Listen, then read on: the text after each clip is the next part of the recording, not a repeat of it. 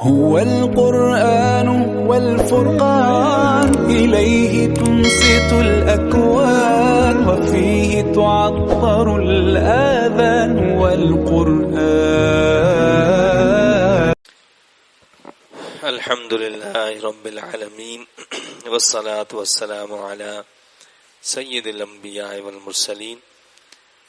اللهم صل وسلم على سيدنا ومولانا محمد وعلى آل و اصحاب سیدنا و مولانا محمد معدن الجود والکرم. الحمدللہ آج 26ویں پارے کے نصف سے 27ویں پارے کے ثلاثہ تک کی تلاوت تراویح میں ہم نے سماعت کی.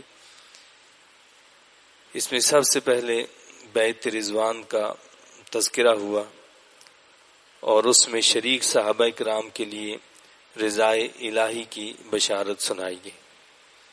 یعنی وہ صحابہ کرام جنہوں نے صلح حدیبیہ کے موقع پر ایک درخت کے نیچے حضور علیہ السلام کے دست مبارک پر بیعت کی تھی، تو اللہ پاک نے ان سب صحابہ کرام سے اپنی رضامندی کا اعلان فرمایا تھا. یہی وہ موقع تھا کہ جب حضرت سیدنا عثمان غنی رضی اللہ تعالیٰ عنہ کو حضور علیہ السلام نے مکہ مکرمہ بھیجا ہوا تھا اور افواہ یہ پھیلی تھی کہ آپ کو شہید کر دیا گیا ہے. چنانچہ تمام صحابہ کرام سے بیعت لی گئی.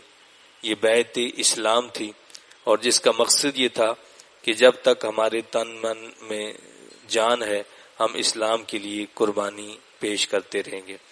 اور اسی موقع پر اللہ کے حبیب علیہ السلام نے اپنے دست مبارک کو سیدنا عثمان غنی رضی اللہ عنہ کا دست مبارک قرار دے کر حضرت سیدنا عثمان غنی رضی اللہ عنہ کی بھی بیعت لی تھی. اور اسی موقع پر اللہ تعالیٰ نے اپنے محبوب پاک صلی اللہ علیہ وسلم کے دست مبارک کو اپنا ہاتھ قرار دیا تھا. ید اللہ فوق ایدیہم، کہ اللہ کا ہاتھ ان کے ہاتھ پر ہے. یعنی آپ سے جو بیعت کرنے والے ہیں ان کے ہاتھوں پر آپ کا ہاتھ نہیں بلکہ اللہ کا ہاتھ ان کے اوپر ہے. تو یہ سیدنا عثمان غنی رضی اللہ عنہ کی اس سے شان بھی ظاہر ہوتی ہے. اور پھر جو ہے صلح کی چند حکمتوں اور مصلحتوں کا تذکرہ کیا گیا.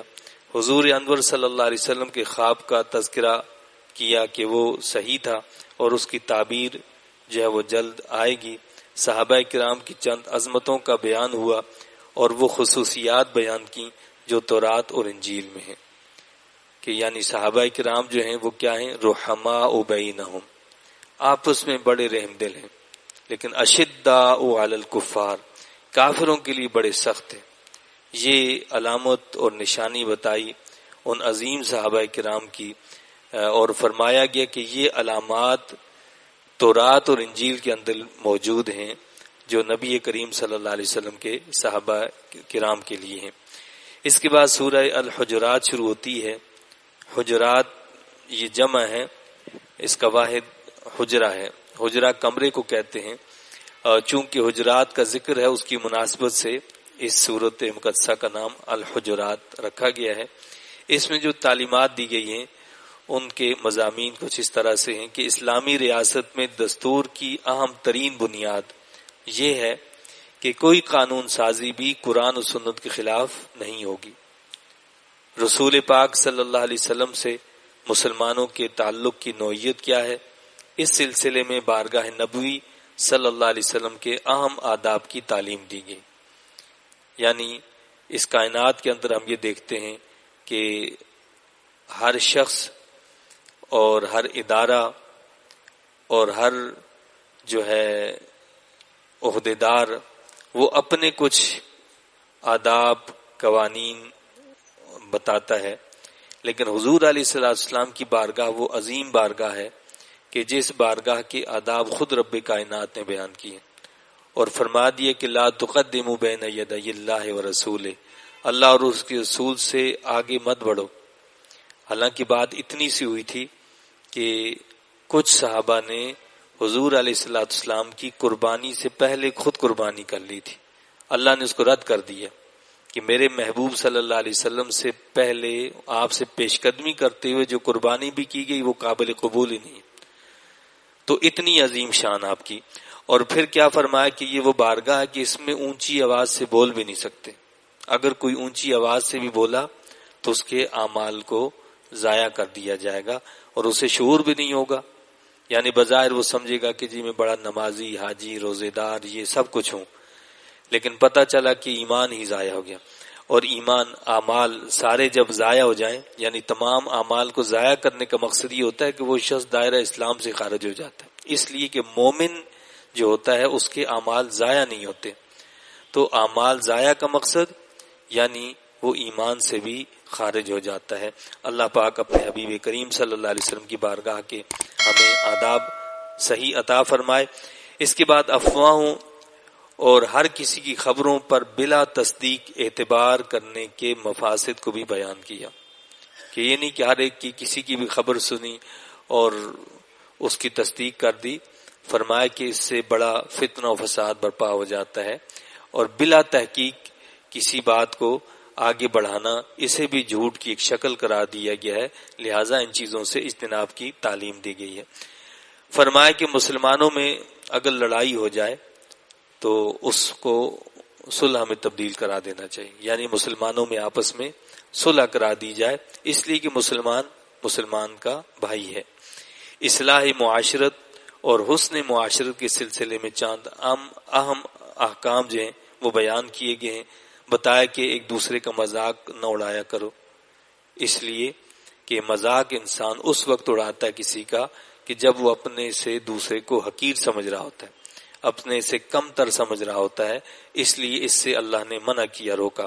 اسی طرح تانا دینے سے روکا گیا، نام بگاڑنے سے منع فرمایا، بدگمانی اور غیبت سے روکا گیا کہ یہ غیبت ایسے ہے کہ جیسے اپنے سگے مردہ بھائی کا گوشت کھانا، یعنی سگا بھائی ہو اور وہ بھی مر چکا ہو، مردے بھائی کا گوشت کھانا، یہ ہے غیبت.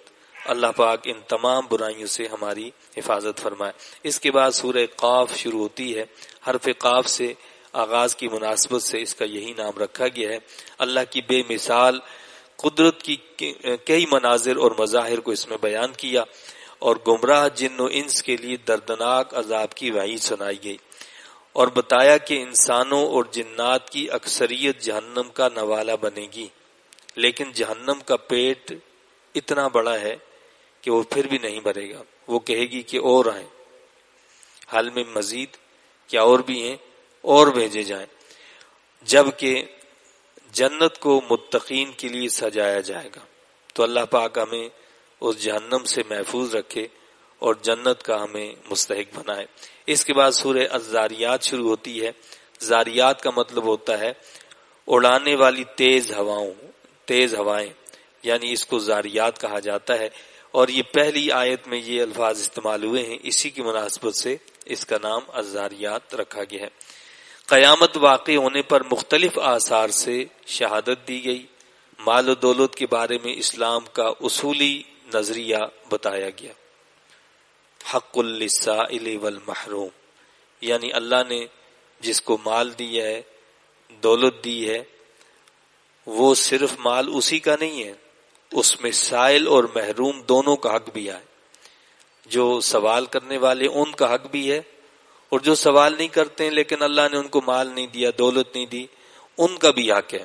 تو فرمایا کہ ان تک پہنچانا یہ تمہاری ذمہ داری ہے. نظام کائنات کے ذریعے سے توحید کا سبق دیا گیا. سوسائٹی میں بے حیائی کے خوفناک نتائج کی نشاندہی کرتے ہوئے قوم لوط کی تباہی کا ذکر ہوا. حق سے اعراض کے خطرناک نتائج کے سلسلے میں فرعون، قوم عاد، قوم سمود اور قوم نوح کا تذکرہ ہوا. مسلمانوں کو دعوت دین میں لگے رہنے کی ہدایت کی گئی اور صبر و ضبط کی تعلیم دی گئی. جن و انس کی پیدائش کا مقصد بتایا کہ ما خلقت الجن والانس الا لیعبدون، انسانوں اور جنوں کو تو عبادت کے لیے پیدا کیا، یعنی ان کا مقصد یہ نہیں ہے کہ وہ دنیا کی دولت جمع کریں، مال اکٹھا کریں اور دنیا میں محلات بنائیں، یہ کریں وہ کریں. فرمایا کہ انسان اور جن، ان کو ہم نے پیدا اس لیے کیا کہ وہ عبادت کریں. اس کے بعد سورہ طور شروع ہوئی. اس کی پہلی آیت میں یہ الفاظ استعمال ہوئے ہیں، اسی کی مناسبت سے اس کا یہ نام رکھا گیا ہے۔ طور میں اشارہ ہے حضرت موسیٰ علیہ السلام کی وحی کی طرف، کیونکہ کوہ طور پر اللہ تعالیٰ نے آپ کو جو ہے آپ پر وحی کی تھی۔ تو بشارت اس بات پر لائی گئی ہے کہ مخالفین موسیٰ علیہ السلام کو ہلاک کیا گیا، جنہوں نے سیدنا موسیٰ علیہ السلام کی مخالفت کی تھی۔ تو انجام کار کیا ہوا؟ اللہ نے فرعون کو اور پوری قوم فرعون کو تباہ اور برباد کر دیا۔ تو بتایا یہ گیا ہے، اشارہ یہاں یہ دیا ہے کہ قرآن کے مخالفین کا انجام بھی ہلاکت ہوگی، کہ جو محمد عربی صلی اللہ علیہ وسلم پر ایمان نہیں لائیں گے، جو قرآن کو تسلیم نہیں کریں گے، تو جس طرح ہم نے موسیٰ علیہ السلام کو فتح و نصرت سے ہمکنار کیا، ان کو محفوظ رکھا، ان کے دشمنوں کو ہلاک کیا، اسی طرح محمد عربی صلی اللہ علیہ وسلم پر ایمان نہ لانے والے اور قرآن کو تسلیم نہ کرنے والے، ان کا انجام بھی ہلاکت اور بربادی ہوگی۔ دلائل قیامت دیے گئے، متقین کے لیے بشارتیں، اور رات کے پچھلے پہر عبادت کی تاکید فرمائے گی، یعنی جو متقین ہیں ان کو تو ایک تو بشارتیں ہیں، اور ساتھ ہی ساتھ کیا ہے کہ جو اللہ والے ہوتے ہیں وہ رات کے پچھلے پہر اللہ کی عبادت کرتے ہیں، اور اللہ کو اس وقت میں عبادت جو ہے وہ بڑی محبوب ہے کہ بندہ اپنے رب کے حضور گڑ گڑائے اور اس سے آہوزاری کرے، اس کے سامنے سربت سجود ہو۔ اللہ پاک ہمیں اس کی توفیق عطا فرمائے۔ پھر سورہ النجم شروع ہوئی، پہلی آیت میں یہ الفاظ استعمال ہوئے ہیں، اسی کی مناسبت سے اس کا یہ نام رکھا گیا ہے۔ اس میں جو مضامین اور تعلیمات ہیں ان کا خلاصہ کچھ اس طرح سے ہے۔ رسالت محمدی صلی اللہ علیہ وسلم کی صداقت کا اعلان کیا گیا اور بتایا گیا کہ رسول خطا اور لغزش سے پاک ہیں، یعنی نبی پاک صلی اللہ علیہ وسلم کے بارے میں کیا فرمایا کہ نہ نظر حد سے بڑی اور نہ کوئی اور ایسا معاملہ، بلکہ آپ کیا کرتے ہیں، اس وحی کی اتباع اور پیروی کرتے ہیں جو آپ پر من جانب اللہ ہوتی ہے، اپنی خواہش نفس سے بھی کوئی بات نہیں کہتے۔ ان ہوا الا وحی یوحا، جو بھی بات آپ فرماتے ہیں وہی الہی کے ذریعے ہوتی ہے۔ مقصد یہ ہے کہ کوئی یہ تصور کرے نعوذ باللہ کہ نبی سے رسول سے کوئی خطا ہوتی ہے، تو ایسا ممکن نہیں ہے، اس لیے کہ اللہ پاک ان کی خود حفاظت فرماتا ہے، وہ لغزش اور خطا سے پاک ہوتے ہیں۔ معراج کے چند مشاہدات کا ذکر کیا گیا کہ حضور علیہ السلام نے اپنے رب کا دیدار کیا، اور جو اللہ نے قرب عطا فرمایا، دنا فتدلی فکان قاب قوسین و ادنا، کہ آپ قریب ہوئے، اتنا قریب ہوئے کہ جیسے دو کمانے، بلکہ اس سے بھی زیادہ قریب، یعنی قرب کا یہ عالم ہے کہ جس کو لفظوں میں بیان نہیں کیا جا سکتا۔